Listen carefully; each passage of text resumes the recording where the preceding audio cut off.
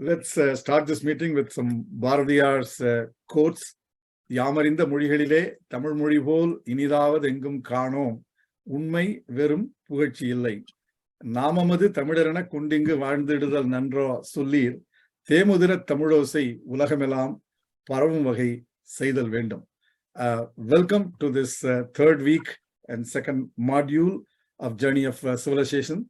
And today's MC Thiru is kind of indisposed, so I am substituting for her. And there is a change in this usual program. Instead of having the Kahoot, the first speaker, Thiru Sundar Ganesan, director of Roja Muthaiya Research Library, is here, and he will give the first talk on chapter 4. As we all know, RMRL and Director Sundar Ganesan is the publisher of this Journey of Civilization book. And so today, they will put the registration form, Google form, and please register, because this week is the last week. And there is a short video by Ananda Vigadan TV about the Roja Muthaiya Research Library been posted in the WhatsApp group for the participants. So please watch that. That talks all about all of that. I already introduced Thiru Sundar. I can just say one thing. When I went to RMRL, he showed the book to me as well as like showing a baby, a child. And I was astonished at the color, the paper, the quality of the book. And I didn't even say any word. I just observed that. So happy to have Thiru Sundar. And in spite of his inconvenience of travel and all that, and he has kindly agreed to talk on chapter 4. Let's welcome Thiru Sundar Ganesan.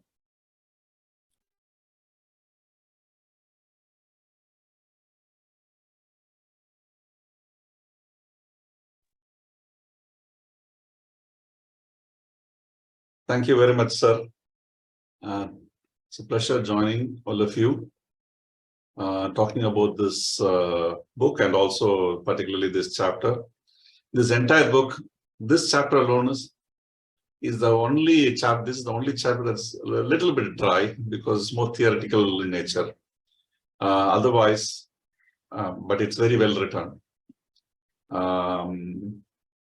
So what I would like to talk about this chapter is, this chapter talks about two aspects. One is the Dravidian hypothesis. Am I audible, sir? Yes, sir. Yes, very well. Very video is kind of not there, but that's fine. நல்லா இருக்கு sir. அது background fat பண்ணிருக்காரு. Sir background fat பண்ணிருக்காரு. நல்லா இருக்கு. Thank you. We can hear you well. So there are two aspects in this chapter. One is the Dravidian hypothesis, meaning attributing the Dravidian hypothesis to the Indus Valley civilization people.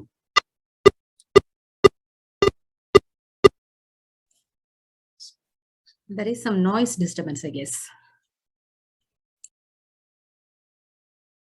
If you're not... Sir, mute lurking, sir. Sundar sir, you're on mute.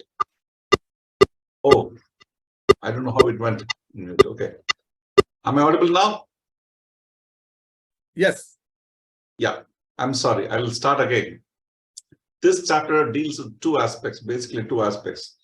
One, the Dravidian hypothesis, attributing the hypothesis to the Indus Valley civilization people. When we say hypothesis, it is only a hypothesis and not a thesis, but therefore, there was some confusion about that. But actually, I'm going to talk a little more about that aspect and what Airavata Mahadevan shared with us regarding the hypothesis itself. The other aspect is the Dravidian origins of the people. Where did this people actually come from, originate from? Even before the Indus Valley civilization. So there are two aspects. So let me start with the Dravidian origins. Basically, what they're trying to say is these people came from somewhere from the northwest of the Indian subcontinent. And it is also attributing to the Mediterranean region, around the Mediterranean region. We also know that the Fertile Crescent is somewhere there. Initially, these Dravidian languages were considered to be indigenous to the places where they were spoken today, where they are spoken today. I mean, for instance, Tamil is spoken in Tamil Nadu, Kannada in Karnataka, Malayalam in Kerala. So the origins were considered in that particular place itself. But then later through, when linguists started working on it, especially people like Tyler, they said they actually moved from the northwestern geographies and they attributed to Africa, Elamite and Uralic regions. Elamite is basically, Iran. So then Tyler was followed by other people like Winters, Ahmed Winters, who is from Africa. And he has written extensively about this, attributing Tamil language to Dravidian, and also that the Dravidian speaking people originated in Africa around the 3rd or 2nd millennium BCE. And he uses certain anthropological and linguistic data to come up with this kind of a theory. So, which means that people in the Indus Valley civilization are, actually they came from outside, and that they picked up the Dravidian language much earlier than in the Indus Valley IVC itself. Following Clyde Ahmed Winters, Bernard Sargent, another scholar, also said that it is not indigenous to India, but these populations have an African origin. So that's a kind of strong evidence that they are bringing in. And to establish that, they're also bringing in some kind of archaeological data, very particularly pottery. Usually pottery is used for dating certain civilizations. For instance, if it is red ware, if it is black and polished ware, it's a northern black ware, or if it's black and red ware. Like that, many potteries are there, and based on these colors and for different techniques used for in pottery, the dating of a particular civilization is also done. So in this case, both Ahmed Winters and the Sargent, both of them use what's called as the Nubian cultures data. Meaning, if you see, it's very interesting that you will find a lot of black and red ware pottery in the later part of the Harappan civilization. And you will also see similar pottery in the Nubian culture in Africa. But it will actually skip the entire Pakistan region. In Pakistan, you will not find any of this black and red ware, even though it is Harappan civilization. But it will skip that area, that geography, and come to Gujarat. In the rest of the subcontinent, you will find the black and red ware. And that is why these people strongly believe that there was connections, and probably it is the Nubian culture people who moved to these regions, bringing the Dravidian languages. So that is one of the origins. That comes in the 19th century. In the middle of the 19th century, we have Robert Caldwell, who wrote this very interesting book on comparative grammar of the Dravidian languages, where he brings in the studies the structural relationship in Sanskrit and Tamil and other Dravidian languages.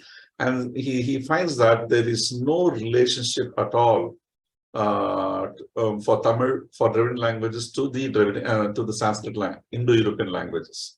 There is no structural relationship at all. But he's attributing this structural relationship to Semitic and Turanian region. So that's a very important aspect that we have to note. So this was followed by the same theory is taken by Father Henry Heras. He says it's also from the Mediterranean region. There are other scholars following this particular theory. So these are the ideas of Dravidian origin theory. There's another very interesting theory which is proposed by our own people in Tamil Nadu, which is called as the Lemuria theory. That's a very interesting, but it's a debunked theory. So how did this idea come? there was a zoologist called Sclater, who was a biogeographer also, and he wrote a paper, The Mammals of Madagascar, in a quarterly journal of science. His observations was that he used the fossils of a primate group to understand. I'm sorry.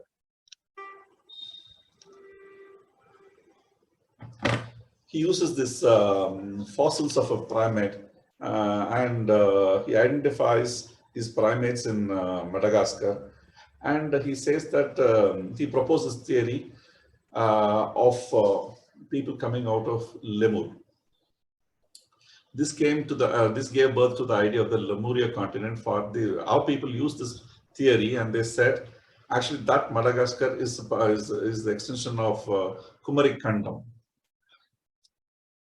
While the idea of Kumari Kandam does not exist anywhere in our literature, except there's one word which is called Kumari Kodu. Kodu means mountain.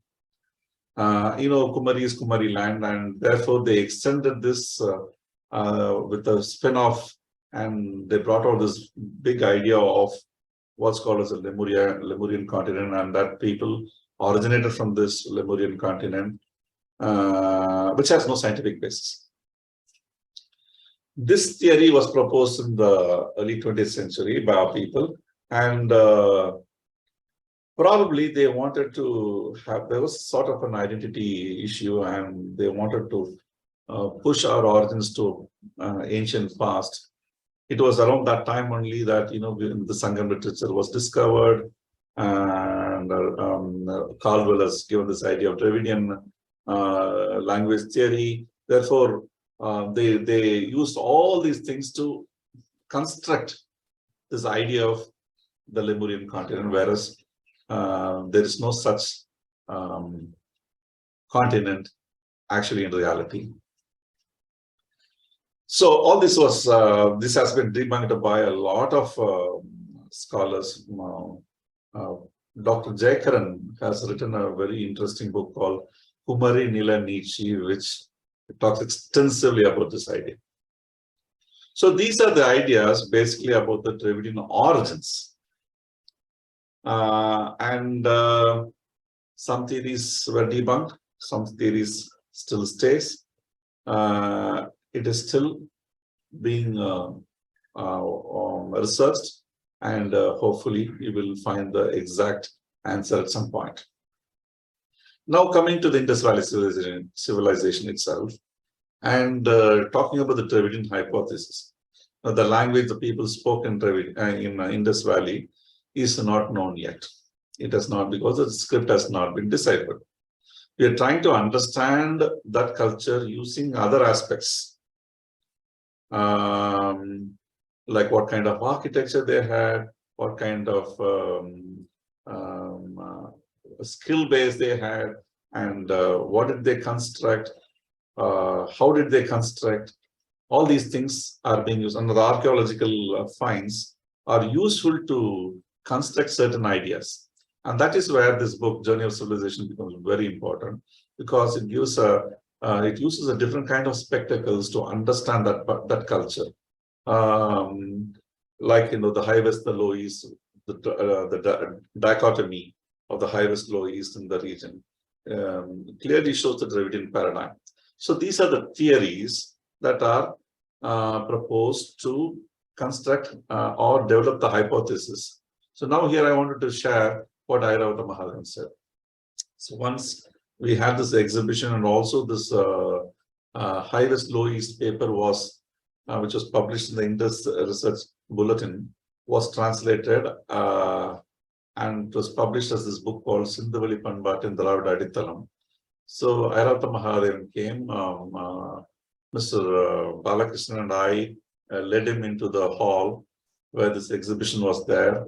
So he stopped at this particular poster where we say that the Dravidian hypothesis as a title. So he caught both our hands and he said, "Are you still going to call this as a hypothesis? There is so much of material already here." So that's a very interesting turning point for us. But at the same time, it is still called as hypothesis because at that point it was still a hypothesis. But then the whole book itself, Balakrishnan presents his thesis. He proves that it is Dravidian through various chapters which is being discussed in this group now. I will not go into that right now. But how did this come up? The hypothesis is as old as the discovery of the civilization itself. When this was discovered by Sir John Marshall, he presents this idea. He says, till then, the idea of history of India went up to the period 1500 BC, which was given as a date for Vedic civilization. So it was only the Vedic origin, and people believed that Vedas are the fountainhead of knowledge, and everything sprouted came from this Vedic knowledge. Now, with one giant leap, he says, according to Sir John Marshall, he says, another 1500 years back, dating back. And so this becomes the first urban culture that has been discovered. And he proposes this idea, probably, because the script is not identified, he says probably this could be a Dravidian language, speaking people who lived there. Very closely after that, immediately, we have this Bengali scholar, linguist called Suniti Kumar Chatterjee. He wrote a paper saying that it is Dravidian. So slowly, what happens is Dravidian ideology theories pick up, and a lot of scholars start talking about deliberating this issue. And in the 1950s, in about a few years, Father Henry Hiras comes up and he talks about the languages, and he says Indus Valley script is indeed Dravidian, and most probably Tamil. He has even visited Tamil Nadu and given presentations at that time. And following Father Hiras, Russians, Chinese, Japanese scholars, and also Indian scholars have worked on it. At one point, they tried to analyze the script, and some people gave up. Some people said it could be Sanskrit. Some people said it could be Dravidian. Some people said it is not a script. There are still people who say that it is not a script. In the Science magazine, there was a paper which said it is not a script. But then another, in the same Science magazine, another paper was written saying that it is indeed a script, and it is more closely moving towards what's called as Dravidian script. Because when they analyzed using different script, they used English, they used Sanskrit, they used Tamil, they used also other languages, and they found, and also gibberish, they also used gibberish, and they found that it was populating towards the Dravidian language, which is Tamil, towards Tamil. So, who are the scholars who are really important, for us to discuss here? The book talks about is mainly Professor Asko Parpola, who is a Finnish scholar. He himself got interested in this chapter, in this subject, because he believed that probably it had a different origin, the Turanian origin, Uralic origin. So he was interested in this, and he studied this script. But then he found that it has to be Dravidian. He emphatically says that, and till date he has stuck to the position that it is Dravidian. And also Old Tamil. So Asko Parpola uses certain, let me show you this.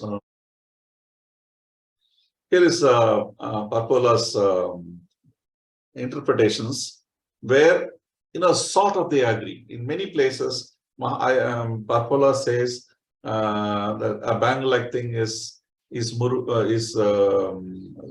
he interprets something else, but Mahadevan says something else. So they don't agree on the same script with the same words, with the same meaning.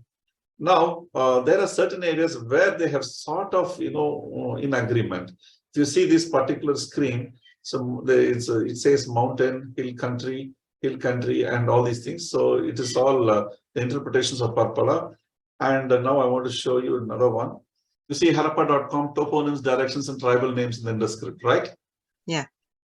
This is Airavata Mahadevan's interpretation. So Parpala and Airavata Mahadevan sort of agree with, but not fully, slightly, that, this is, for instance, he says this is male Mala, and the last word is Andru. The jar-like sign, he calls Andru. Mahadevan calls Andru. And this mountain-like symbol, but slightly tilted to one side, he calls it as Koda, meaning mountain. So basically, they agree on only agreed on one thing, which I have so far noticed is this one. So now coming back, so it is Askoparpala and then Airavata Mahadevan who have contributed immensely, identifying a lot of identifying scripts. Both of them have developed what is called as the Indus concordance, but the only published concordance is Airavata Mahadevan's concordance. Askoparpala's concordance is still not published, but is printed and it is available only for a limited circulation within some scholarly group. Otherwise, it is not yet available for people. Then there is yet another concordance which was developed by a Harvard scholar, which is available on one of the websites you can see. Now, the Indus concordance developed by Airavata Mahadevan is also available on the RMRL website.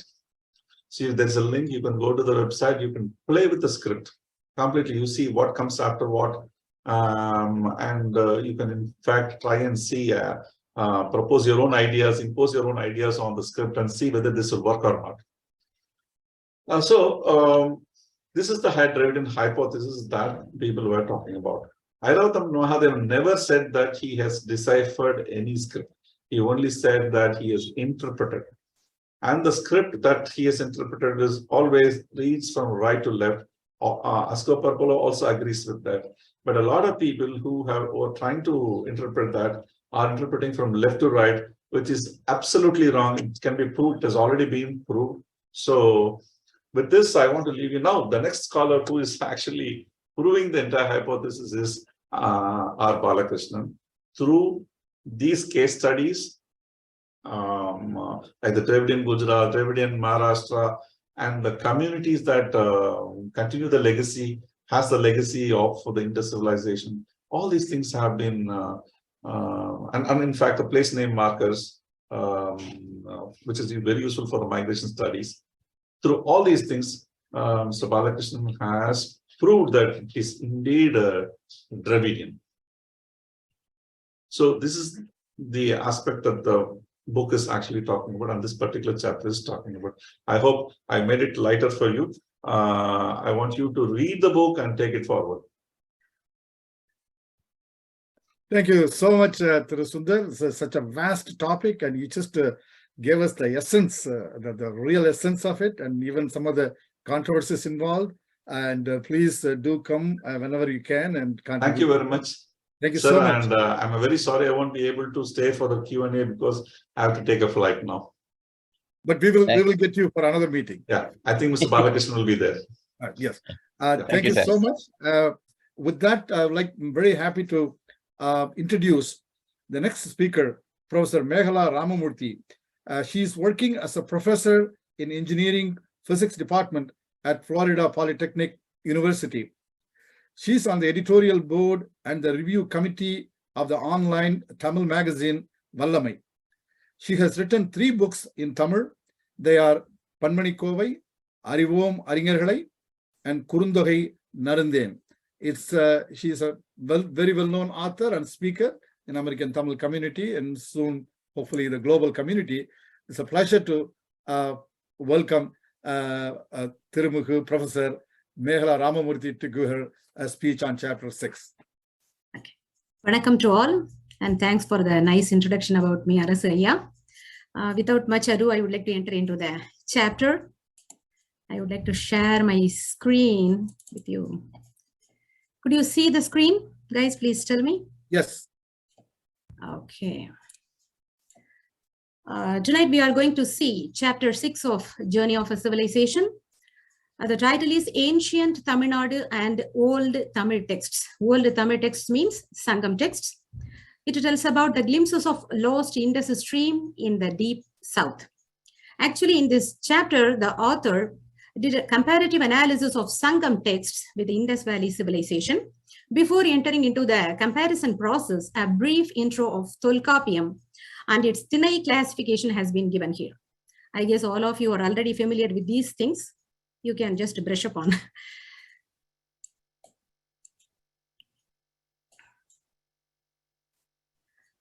Thiru classification. You guys know that Tolkapiam is the earliest and the extant Tamil grammar book. It classifies the Thiru into two major genres, Akam and Puram. Akam deals with the love life. That means the premarital and the marital love life, marital love of hero and heroine. It's been divided into 7 Thirus actually. Okay, Akam deals with the love life, that is a clandestine love and the marital love of hero and heroine. It is divided into 7 Thirus, 7 Thiru. Kaikilai mudala perindinai iruvai murpada kilanda எழுத்திணை என்ப. That is the Tolkapiam Nurpa. Kaikilai means it is one-sided love, and the last one, perindinai, talks about the mismatched passion or the unsuitable love between the hero and heroine. The middle one is known as Aindinai, popularly known as Anbin Aindinai. The reason is the mutual love. It talks about the mutual love of the hero and heroine. So this is known as love proper.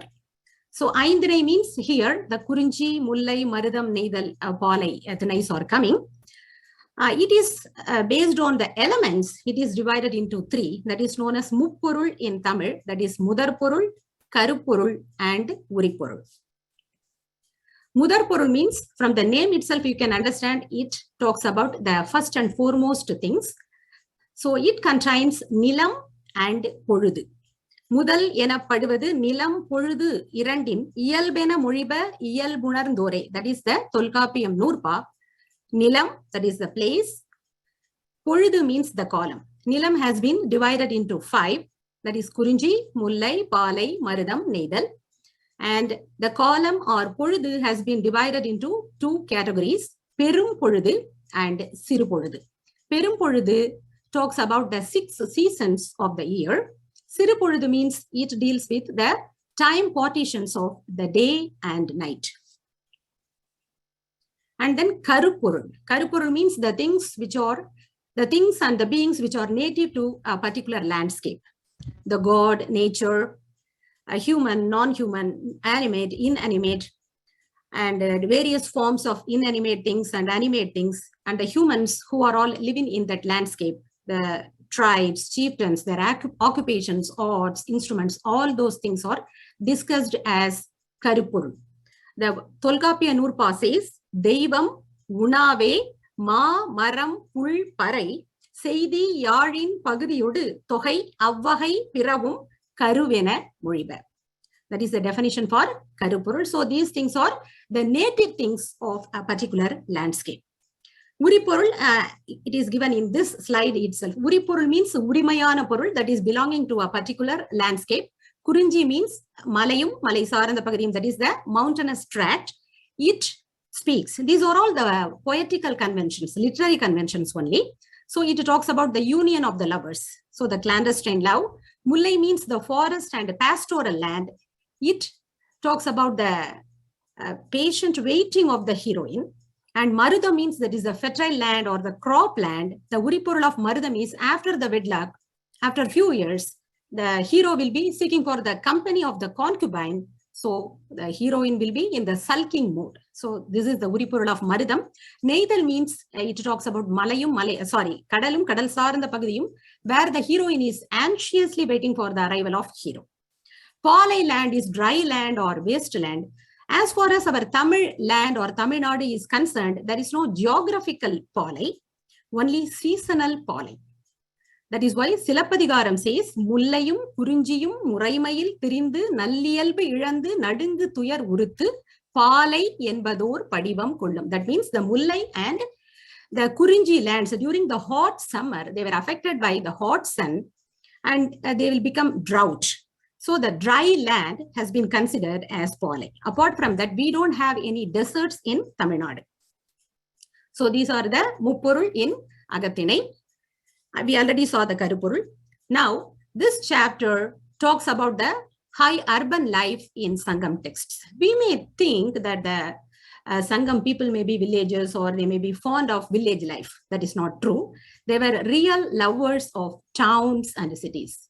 We can find plenty of evidences to prove this case. If you read Madurai Kanji, Pattinapalai, Perumbanatrupadai, all those 10 idols and the post-Sangam epics such as Silappadigaram, Manimegalai, all those literary things clearly explain the urban life of Tamil land. Even the beauty of women were also compared with beautiful cities. It's a surprising thing. If you read Paranar's poem, you can find here the concubine talks to the hero and she says, before you leave me, return my beauty that is lovely like Marandai city of Cheran Sengutuvan. So, என்னை விட்டு போறதா இருந்தா மரந்தை நகரத்தை போன்ற என்னுடைய அழகை என்னிடம் திருப்பி கொடுத்து விட்டு போ. So she compares her beauty with the Marandai city of Cheran Sengutuvan. So it's an interesting comparison. Like that, if you read Pattinapalai, the name itself indicates Pattina means town, right? Pattina means city. So the name itself, we can understand Pattinapalai. It talks about the lovely urban life of Pumbugar, where tall mansions present at the time. You can compare the tall mansions with the skyscrapers, Van Toy Madam, Mugil Toy Madam. They are describing like that with the public kitchens. Why they have public kitchens? They prepared food for all the people. Sola Valanadu Sorudaithu, we know that, right? So there is no panjam for food there. So how the kitchen was present and what are all the things happened there? Thick water drained from cooked rice poured on streets runs like rivers. And bulls fight with each other creating mud. அந்த கஞ்சி வடிக்கிறாங்களா அது வந்து ஆறு மாதிரி தெருவிலே ஓடுகிறது. அந்த கஞ்சி ஆற்றிலே 2 காளை மாடுகள் போரிட்டு அது அப்படியே சகதியாக்கிடுச்சான். That's what the translation says. The actual text goes this. சோறு வாக்கிய கொழுங்கஞ்சி யாரு போல பறந்து ஒழுகி ஏறு பொருத சேராகி. And then Pattinapalai talks about the various migrants. They were living in the Pumbugar happily as well as harmoniously. புலம் பெயர் மாக்கள் கலந்து இனிது உறையும் முட்டா சிறப்பின் பட்டினம். அவ்வளவு சிறப்பு வாய்ந்த பட்டினத்திலே பல நாடுகளைச் சேர்ந்த மக்களும் அன்போடு பழகுகிறார்கள் அப்படின்னு Pattinapalai சொல்லுது. People from many nation with various languages living together sweetly is like festivals of an ancient city celebrated together by enlightened people who have lived with many groups of people and have visited other faultless countries. And then some old Tamil town names have been identified in Indus Valley also, such as Pari, Kudal, Nanmada Kudal, Madurai. These names, Kudal, Nanmada Kudal, and Madurai. The actual name of Madurai was Madurai. That means a walled city. So all these names were addressed, in addition, Eril. These names were addressed by Airavada Mahadevan in the Indus script. So that's a surprising thing for us. So the same names have been identified in Indus Valley. Now we are going to explore, did the Indus people have any maritime culture? அவர்கள் வந்து கடல் ஓடுவதிலே சிறந்தவர்களாக இருந்தார்களா இல்லையா? We have clear answers for that. They were very efficient in maritime activities. How could we say that? We got some inscriptions in Mesopotamia. Mesopotamia is now present-day Iraq. It shows traders from Indus Valley. They came with the merchandise such as copper, ivory, pearl, precious stones, and gold for their trade. Besides, they have established settlements on the river banks of Euphrates. Mesopotamia was the land in between 2 rivers, Euphrates and Tigris. So they had a permanent settlements over there, the Indus Valley traders. So it's a strong evidence that they were very good at maritime prowess. Then what happened to them when the civilization is declined? That's a riddle or a question. To prove that or to find answer to that, we have to trace the continuity of the maritime legacy in western coasts of India as well as the southern India. If you trace or following those routes, we will find an answer for that. And then now we are exploring the maritime culture in Sangam Tamil. We have seen that the Indus Valley people are very good at maritime activities. What about our Sangam people? As far as our Movendar are concerned, they were very good at the maritime activities. If you consider Cheras, they have close contact with Yavanas. Yavanas means both Romans and Greeks. And their ships came to the Musiri port. That was one of the leading Chera port during 1st century CE. So the ships came to the Musiri port with what? This song explains what are all the things brought by the Yavanas to the Musiri port. Prosperous Musiri town of Cheran were causing the huge, beautiful Sulli river's white foam to become muddied. The fine ships of the Yavanas come with gold and leave with pepper. So the fine ships of Yavanas, they brought gold from their lands and they got back pepper. That was the main commodity of Chera kingdom at that time. So they brought back pepper from here. So the poem says, Seralar Sulliyam Periatru Vennurai Kalanga, Yavanar Tanda Vinay Mon Nankalam, Ponnodu Vandu Kariyodu Peyarum. Ponnodu Vandu Kari. Karina Vallina Ragaram, reporting Milagu in the Purut. And then the Milagu demand in the Kalatla. So they came here with gold and got back pepper from the Chera port. Purananuru, the praises the maritime prowess of Karikalan's forefather. The Puram 66. This poem was written by the poetess Venni Kuyattiar. From the name itself, you can understand that she was a female poet and she belonged to the Potter family. What we infer from this? So the Potters were well educated at the time, especially women also well educated at the time. She wrote this poem. In this poem, she addresses Karikalan as the skilled man's son. O hair of a mighty man who mastered the movement of the wind and had his ships sail on the huge full ocean. So Karikalan's forefather was mastered about the movement of the wind and he sailed the ship accordingly. So he was a very skilled. So these people were well versed in maritime activities. That's what we are learning from this poem. The Tamil verses goes like this. Naliyiru munnir navayoti bali thozhil aanda uravon maruga kaliyiyal yanai karikal valava. அதனால கடல்ல கப்பலை ஓட்டுவது எப்படி, எந்த காலத்துல ஓட்டினா அந்த கப்பல் பிரச்சனை இல்லாம போகும், இதையெல்லாம் கரிகாலனுடைய முன்னோர்களே அறிந்து வைத்திருந்தார்கள் அப்படின்னு அந்த வெண்ணி குயத்தியாருங்கிற புலவர் எழுதுறாரு. அதனால நம்ம மக்களுக்கு இந்த maritime activities where not new. That's what we are inferring from this. Madurai Kanji also portrays the landing of trade ships in Soliyur town. Soliyur is one of the important towns in Pandya kingdom. It is a name of a paddy crop also. Uyarandavahai, Nellukku Sali abdinu pere. So the name also, that name of the city also named Soliyur. To that town, plenty of ships came from various countries. They were landed over in that port with a tremendous amount of wealth. That's what mentioned here. In Mullai Patu, it tells that in the encampment of the king, Greek and Roman attendants were present. So people from other countries, especially Yavanas, were working under our kings in Tamil Nadu. These are all interesting information, and we are clearly understanding that the maritime culture was very good at the period of Sangam Tamil. And then the antiquity of boat making. What about our Tamil people? Are they well versed in boat making? Yes. If you check the Keelvalai rock paintings, Keelvalai is located in the Viluppuram district. It is surrounded by rocks and caves. One of the rock painting, we could see that the Indus type signs that indicate boats and boatmen. So we found Indus type signs in Tamil Nadu also.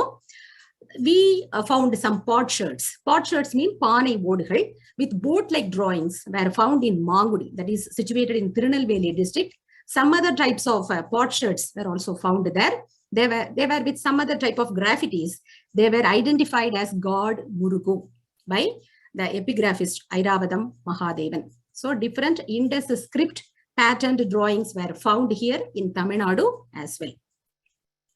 And then the extended boundaries of Sangam landscape. Generally, Tolkappiyam defines the landscape of Tamil Nadu as Vadavengadam Tenkumari Oyadai Tamil Kuru Nallula. That is the geographical boundary of Tamil Nadu. But as far as the Tamil texts are concerned, they don't have any boundaries. They are talking many events and anecdotes beyond the boundary levels.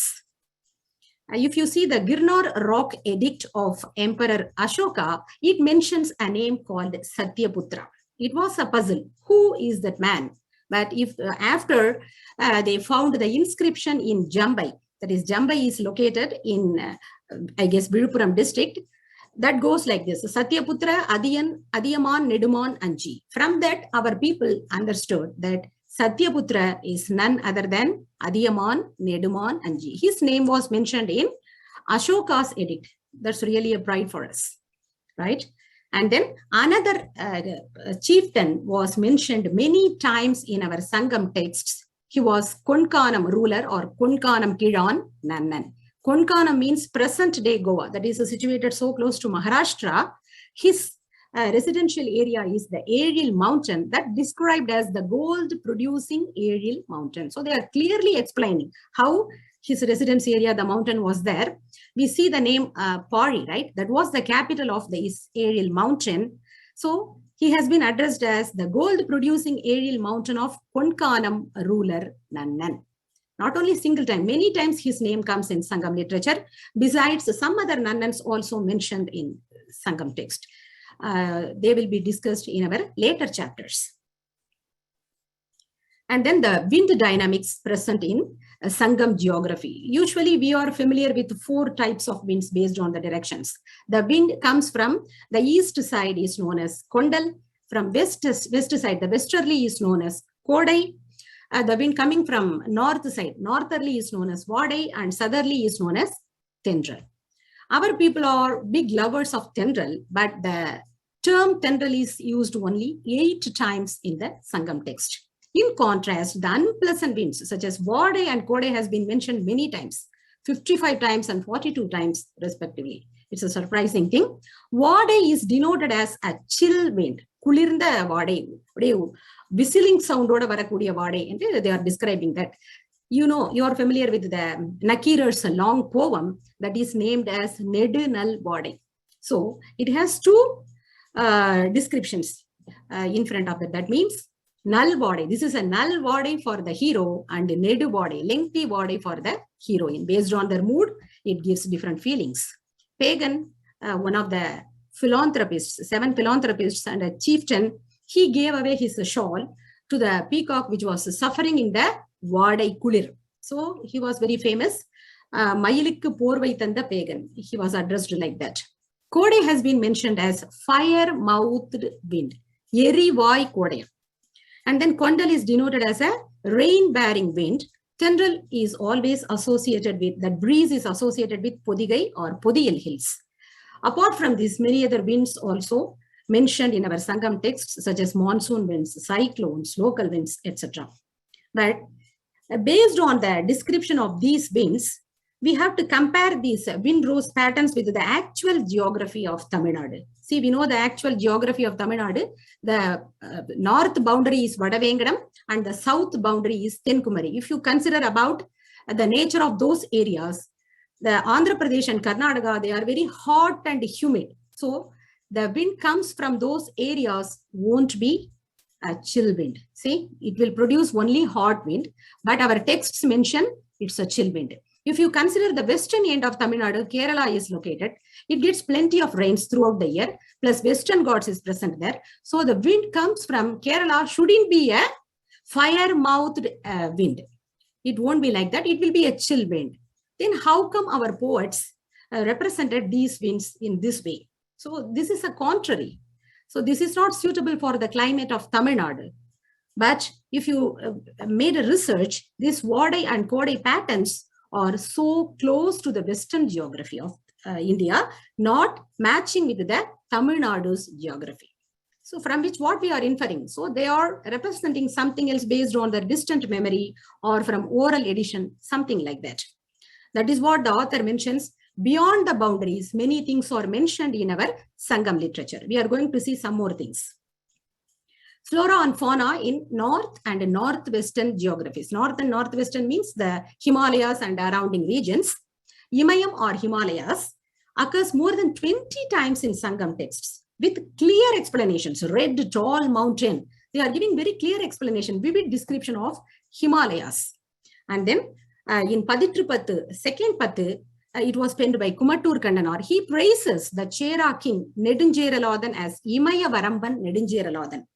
He denoted him that he placed his bow emblem on Himalayas because bow emblem was the symbol of Cheras. And then interestingly, our Sangam texts speaking about the grass-eating yak. This animal, see in the picture you can see, this is the grass-eating yak with plenty of hair. This is living only in the Himalayan regions. It is not living in any other region in India. How come our poets familiar with this animal? That's a surprising thing. They are giving a clear picture of this one also. This animal has been represented as Kavari by the name Kavari in Sangam texts. In Thirukural also you can see the name Kavarima.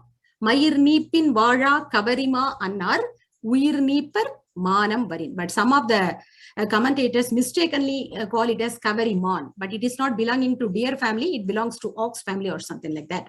It is not a mon actually. So our poets are very familiar with this animal even though it is alien to Tamil land.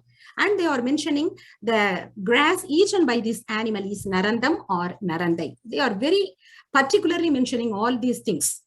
It gives a surprise. Paditrupathu, fifth pathu indicates the Kavari hair. See the Kavari hair, it's very lengthy. This Kavari hair was used by our women as an attachment. So what we infer from this is during Sangam age itself, our women started using the artificial hair to lengthen their hair. So the Kavari hair has been used to extend their hair. That Kavari has been changed as Savari over a period of time. So we are calling Savari Mudi, right? That is derived from Kavari. Actually, the Kavari tail fans were used by our kings. Kavari Visarade Abdinla Chololia. That was also made by this Kavari tail hair. So flora and fauna of Sangam texts and Dravidian West. We saw already the Himalayan yak was clearly narrated and portrayed in our Sangam texts. Not only that, our Sangam texts talking about the camel, bone-eating camel. So they were very particular and they were knowledgeable that the camel will eat the bones. How did they know all these things? This Agampadal says that Kurumborai Unangum Tadarvel Yenbu Kadingal Watahathu Algu Pasi Tirkum. Again, the Yelimbai Tindri and the Wataham Pasi Arum Abdin Agananutru poem Rumba Teliva Sunit. So they were so particular and they were very knowledgeable about the animal and its eating habits, everything. Even though camel and yak, all these animals were aliens to our Tamil land. So what we are learning from these points, Sangam poems not only mention the contemporary events and anecdotes, apart from that, they are mentioning many other things from their, the poets are mentioning many things from their past recollections and distant memories. So another interesting thing we are getting from Purananuru poem 201, this was written by Kabilar. He was described as Poya Navir Pulavan Kabilan by their contemporary poets. He says to the Velir king Irungovel that his ancestors came from Tuvarai 49 generations before.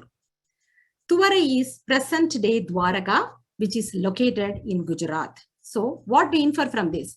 From Gujarat, more than 2000 years ago, people migrated to Tamil land. This was endorsed by Kapilar. So it should be taken as a fact. Right? These are all the interesting things. Another interesting thing is the Sangam corpus. It deals with a lot of onomastic treasures. So we can call Sangam corpus as onomastic treasure trove. It contains plenty of names, person names, place names. They have strong connections with each other. So that was the study done by our author Balakrishnan sir. That was discussed in detail in the upcoming chapters. If you see the noun word pair, it denotes name. Payaran, what it indicates? The child or the grandson, he gets the name from his forefather. That is why he is known as Payaran. He got the name from his forefather. Tata oda paiye pera avanukku vekkiradanaala dhaan adu peru Payaran. So if we consider Payar as a verb, it indicates Payardal, move. Payardal means migration, moving. So whenever our Tamil people moving from one location to another location, they not only moving physically, but they carries the names also with them, their own names, the place names, everything. We can see evidences in Sangam literature itself. See, the Tamil Academy of Pandya Kingdom was initially located in Tenmadurai. Then that was seized by sea. Then it moved to Kavadapuram, and then it moved to another location. They gave the name Madurai again. So they are always carrying the names with them. Like that, the Chera king, he captured Karur and gives the name Vanji again. Another Vanji was already located in Chera kingdom. He gives the name again to another town. That was actually the Chora kingdom's place. So they were so fond and they have good affinity with the names. So wherever they are migrating, Payardal means Makkal Mattum Payaravillai, Kudave Payargalum Payargindana Abdingrana, Idalanda Namba Terjigro. These details are elaborately discussed and analyzed in the upcoming chapters.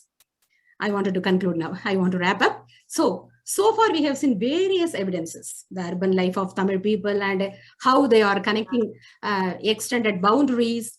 How did they familiar with the animals and flora, which was not present in Tamil land. All these things clearly says that they were migrated from some other location. They were carrying plenty of past memories, all those things. So there is a strong connection between the deep south with the north, northwestern and western geography of Indian subcontinent. As the author frequently mentions, Sindhuveli vitta idamum Sanga Ilakkiyam Totta idamum onre is not a fancy rhyme, but a meaningful fact. So the upcoming chapters will give concrete and tangible evidences to prove this point. With this, I would like to conclude my talk. Thanks for this nice opportunity, Arasoya. Thank you so much, Professor Meghala. And actually, the author, Thiru Balakrishnan IAS, has commented in the chat section. Very nice presentation, Mrs. Meghala Ramamurthy. Congratulations. Best wishes to organizers and participants. I cannot add anything more. It's a brilliant speech. Again, so much information, and the PowerPoint slides are awesome. And so thank you so much for agreeing to come and talk, and we will definitely love to listen to you many, many more times. And so first, I would like to thank sincerely Thiru Balakrishnan IAS, the author, for being with us. Your presence here energizes and motivates us to learn more, dive deeply. And so please, if it is all right, we'll just have a few minutes of Vasundhara's talk, and then Thiru Balakrishnan will give his comments, then followed by maybe 20-30 minutes question and answer.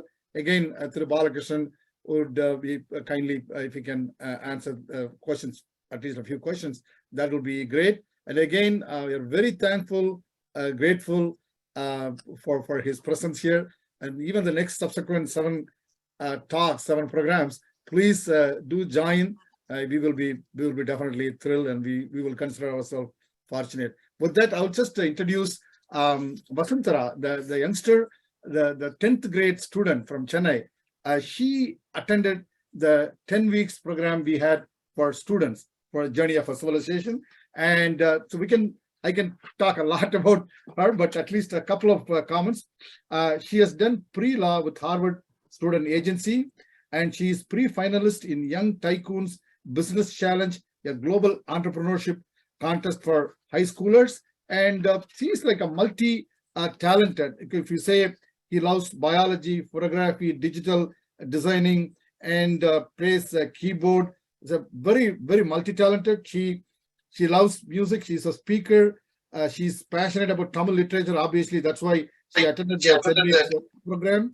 And so with that, she's really allowed to invite Vasundhara to go. Please, Vasundhara, can you speak for 10 minutes, and then followed by Thiru Balakrishnan IAS. Thank you, Vasundhara. Come on in. Sure, sir. Thank you. Am I audible now? Yes, you are. Please go ahead. Okay. Good morning, good afternoon, good evening to everyone joining from different geographies. I am Vasundhara, as introduced by Arasachalaya sir. a 10th grader. I'm super excited to be back. ஆதி அந்தம் இல்லாத கால வெள்ளத்தில் ஒரு ஓடையில் ஏறி வினாடிக்கு 1000 வருடம் வீதம் என 5000 வருடங்களுக்கு முன் நாம் செல்லலாம் இன்றுள்ள பாகிஸ்தான் ஆப்கானிஸ்தான் பகுதிக்கு. சுற்றும் முற்றும் செங்கற்களாலான கட்டிடங்கள், வெண்கலமும் செம்பும் அம்மக்களின் அன்றாட தேவைகளை பூர்த்தி செய்கிறது. தாய் தெய்வத்தை வழிபட்ட அம்மக்களின் நீர் மேலாண்மை, கழிவு நீர் குழாய்கள் பார்ப்பவர்களின் மனதை உறுதியாக கவரச் செய்யும். அது மட்டுமா, இயற்கை கலைகளின் எழிலும் வாகை சூடும் வணிகத்தின் பிரம்மாண்டமும் இணைந்த ஒரு நாகரிகம் அது. சுடுமண் உருவங்கள், அழகிய அணிகலன்கள் ஆகியவற்றை கொண்ட அந்த நாகரிகம் பார்ப்பவர் அனைவரின் மனதையும் பூரிக்க வைக்கும். அப்படிப்பட்ட ஒரு நாகரிகத்தில் வாழ்ந்த மக்கள் யார்? அந்த நாகரிகம் சிதைந்தது எப்படி? அந்த மக்கள் எங்கே சென்றார்கள் என பல கேள்விகள் நமக்குள் இருக்கும். சரி, இந்த புதிர் ஒரு பக்கம். தென்றல் கொண்டலை காட்டிலும் தீப்பிழம்பு கக்கும் கோடையும் கடும் குளிர் கொண்டு வீசும் வாடையும் ஏன் சங்க இலக்கியத்தில் அதிக முறை இடம் பெறுகிறது? சங்க இலக்கியத்தில் எப்படி பொற்கொட்டு இமயம், நரந்தை சாப்பிடும் கவரிமா, கணைக்கால் அத்திரி, எலும்பு தின்னும் ஒட்டகம் இடம்பெறுகிறது? தென்னிந்திய மாநிலங்களின் ஊர் பெயர்களையும் பாகிஸ்தான் ஆப்கானிஸ்தான் பகுதியில் உள்ள ஊர் பெயர்களிலும், அதாவது சிந்துவெளி நாகரிகம் செழித்து வாகை சூடிய ஊர் பெயர்களையும் ஒப்பிட்டு பார்த்தால் 2000த்திற்கும் மேலான பெயர்கள் மிகச் சரியாக பொருந்துவது எப்படி? இந்த உலகையே ஆட்டி வைத்த இந்த அனைத்து புதிருக்கும் ஒரே விடைதான். சிந்துவெளி விட்ட இடமும் சங்க இலக்கியம் தொட்ட இடமும் ஒன்றே என்பதுதான். September 21, 1924, Illustrated London News carried an eminent article saying first light on a long forgotten civilization. Sir John Marshall, then the Director General of Archaeological Survey of India, brought into light this 5,000-year-old Indus Valley civilization, which changed the course of world history. 1500 kilometre தூரத்திலும் 1500 வருடங்கள் பின்பும் தோன்றிய தமிழ் சமுதாயத்தையும் சிந்துவெளியும் இணைக்கின்ற ஒரு பாலமாக அமைகிறது இந்த புத்தகம். இடப்பெயர்களின் ஆய்வினாலும் பெரும்பாலும் அகழ்வாராய்ச்சியில் ஒதுக்கி வைக்கப்படும் பானைகளை வைத்து வரலாற்றை கட்டமைத்ததில் பெருமிதம். ஒரு பானை சோற்றுக்கு ஒரு சோறு பதம், எங்கள் வரலாற்றின் பாதைக்கு ஒரு பானை பதம் என்ற அந்த பானை தடம் எனக்கு மிகவும் விசேஷமானது. It was the pot route that made me pursue archaeology, and it was the pot route that connected me with our author, Mr. R. Balakrishnan IAS, sir. And it was the pot route that made me connected with RMRL, by which I was overwhelmed by the way our books were preserved. I was so inspired by all those, and that made me join the first JOC session. And I'm very glad that I was the first one and the only one from India. காலில்லாத கால் தடங்கள், கால் முளைத்த ஊர்கள், சிந்தில் உருள்கின்ற பகடை காய்கள், Indies முதல் வைகை வரை உள்ள பானைகள், எளிய மனிதர்களை தனக்குள் புகுத்திக் கொண்ட சிலம்பு, 10 குணம் உள்ள தமிழின் பாட்டு, 8 திக்கும் வீசுகின்ற தமிழ் காற்றின் தொகை. இதுதான் இந்த புத்தகம். I love the book in many ways. புத்தகத்தை வாசிக்கும் போது ஒடிசாவின் பழங்குடியினரும் உங்களுடன் வந்து பேசுவார்கள், கீரந்தையாரும் உங்களுடன் வந்து பேசுவார், ஆஸ்கோ பார்போலாவின் மீன் சின்னங்களும் உங்களுடன் பேசும். It put forward a clear yet a deep message. India is neither a melting pot nor a salad bowl. Rather, it is a tropical rainforest, a fabulous metaphor wherein the fauna and flora are adapted to the life in a particular layer. சங்க இலக்கியத்தில் நமக்கு தெரிந்தது அகமும் புறமும் தான். ஆனால் அதை வேறு கோணங்களில் பார்த்து வாசிப்பதற்கான ஒரு வாய்ப்பை இந்த நூல் நமக்கு தருகிறது. திராவிடம், ஆரியம் என்ற இந்த இரு வார்த்தைகளின் உண்மையான பொருளை இந்த புத்தகம் நமக்கு தருகிறது. அது இனம் கிடையாது, மொழிகளை அடிப்படையாக வைத்து பிரிக்கப்பட்ட தொகுதிகள் மட்டுமே என்று இந்த நூல் உரத்துச் சொல்கிறது. இந்த சமகால மக்கள் சிந்துவெளி மக்களிடமிருந்தும் சங்க தமிழர்களிடமிருந்தும் கற்றுக்கொள்ள வேண்டியவை ஏராளம். Global citizenship, secularism, cosmopolitan living and equality. These are the key takeaways for us. குத்த வைத்து உட்கார்ந்தவர்கள் குகைக்குள்ளேயே இருக்கிறார்கள். நடந்து செல்பவனே நாகரிகங்களை படைக்கின்றான். அப்படிப்பட்ட அவர்களை பற்றி பேசியதில் எனக்கு மகிழ்ச்சி. ததும்பி வழியும் தமிழ் பெருமிதத்துடன் வாய்ப்புக்கு நன்றி கூறி விடைபெறுகிறேன். நன்றி, வணக்கம். What an amazing speech, Vasundhara, both in English and Tamil. So deep. I would now invite the author of the book, Thiru Balakrishnan IAS, to comment on your speech and the previous speeches. Each of the three speakers could go on for 30 minutes or 45 minutes, but unfortunately, because of the time constraints, and we had to give only about 15-20 minutes like that. So thank you so much, Vasundhara. Stay in touch. Now I invite Thiru Balakrishnan IAS to give us some comments, and then our Gopinath to conduct the question and answer session. At least, hopefully, we can go for another 30 minutes at least. Thank you. Thank you very much. I'm speaking to you from Chennai. I am on a 2 days visit. That's what I was searching my granddaughter here and there, and then just try to settle down in another room. I don't know, I may not be very clearly visible to you, IAS to be, because there I had a good studio effort in Orissa. Here it's a little natural effort. And thank you very much. And unfortunately, I could listen only to the 2 presentations because I had to join late.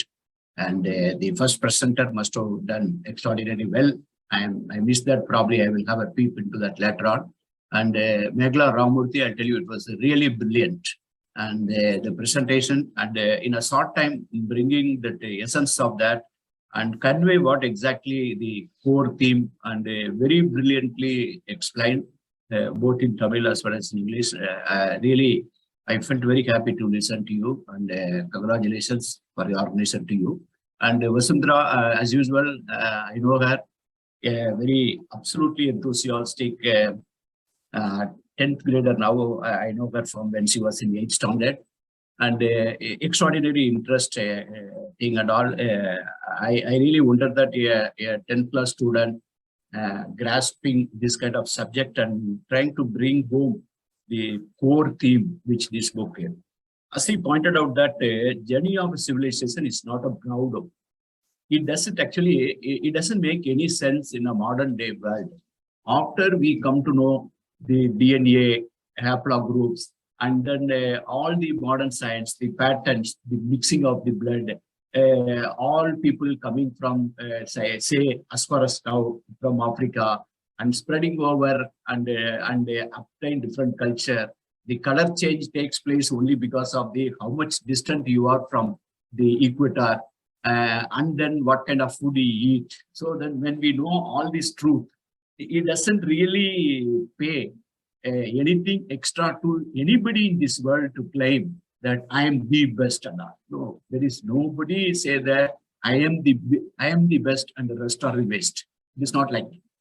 And then it's not about the futuristic. In the past also, humans have been, except that whenever they had a problem and they have to fight for the food, fight for the land, by and large, they were accommodative, learning from each other and giving and taking. That means giving a technology spread, and from one place to other place, the Vaigai, Thinai, Kambu, everything spread. From one place to other place, rice spread.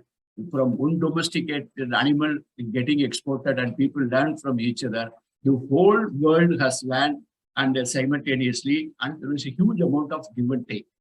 If Neanderthal, as per the recent DNA study, had cohabited with the modern man, and the Neanderthal were basically extinguished.